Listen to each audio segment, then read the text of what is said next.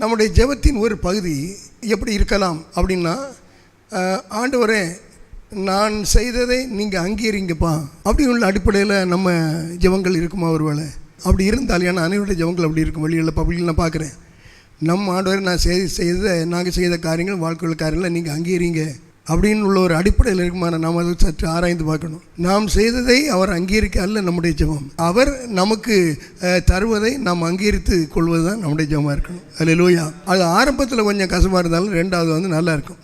இன்னும் அடுத்து எல்லாத்துக்கும் மேலே நம்ம இசைந்து வாழும்போது தான் தெளிவை அளிக்கிற ஆவியானவர் நம்முடைய உள்ளத்தில் பேச முடியும். பார்த்துருங்க, கர்த்தரோடு இசைந்து நடந்தால் தான் தெளிவை அளிக்கிற ஆவியானவர், அவருடைய சித்தம், அவருடைய காரியம், அவருடைய இதயத்தின் விருப்பம், பிரியம் இவளை அளிக்கிற ஆண்டவர் நம்மோடு பேசுவார், நம்மோடு ஈடுபடுவார்.